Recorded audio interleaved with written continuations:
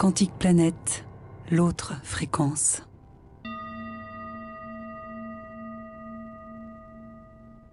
La réalité du monde des gauchères, des gauchers, des droitiers et des droitières.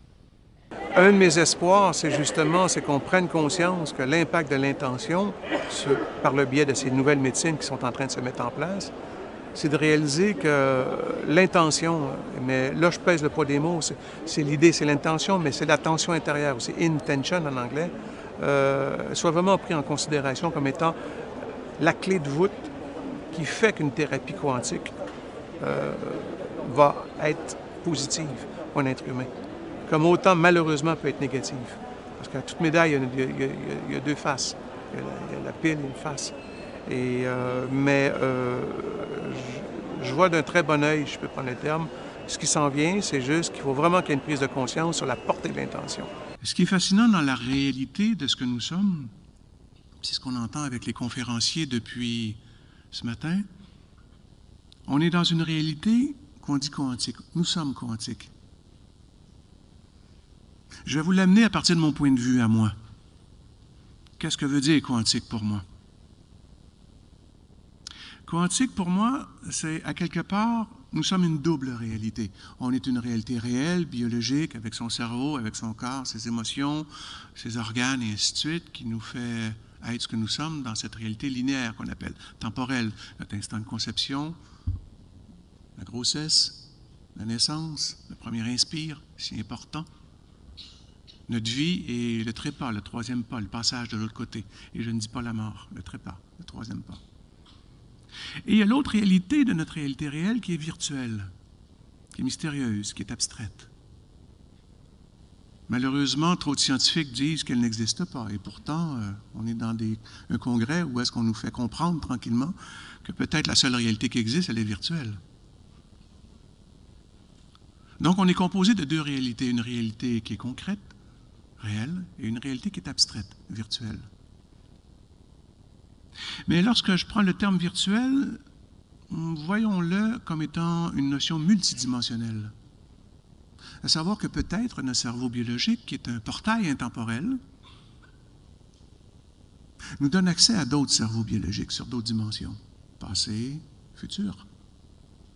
Comme vous avez découvert ce matin, il y a des individus du 23e siècle qui nous envoient des informations dans le passé qui est aujourd'hui. Ça secoue un peu les neurones.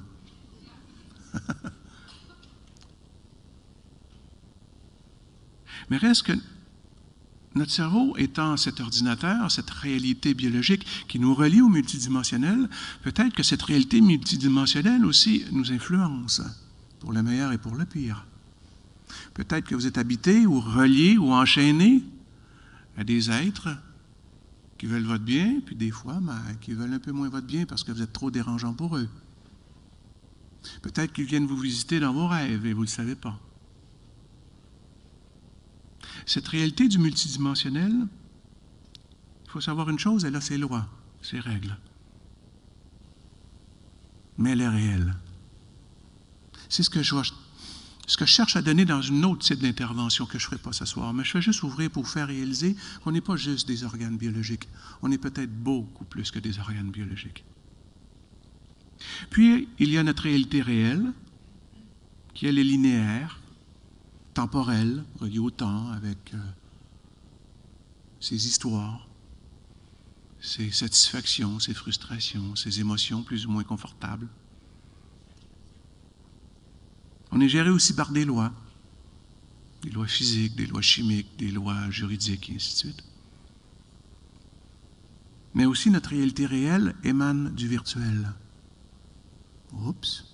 Ça veut dire que peut-être si on existe présentement dans cette réalité biologique, que nous utilisons comme étant nous, ou auquel on s'identifie comme étant nous, peut-être qu'on est plus d'une réalité virtuelle que réelle, et pourtant on est réel. Et pourtant, il y a une loi qui est derrière ce virtuel et ce réel, qui est nous, c'est la loi des intentions. Cette loi qui a été mal comprise, qui a été galvaudée, qui a été mal utilisée. C'est la loi de la pensée, c'est la loi du verbe. À chaque pensée qu'on a, elle se dirige vers sa cible. mais aussi a un impact sur le multidimensionnel.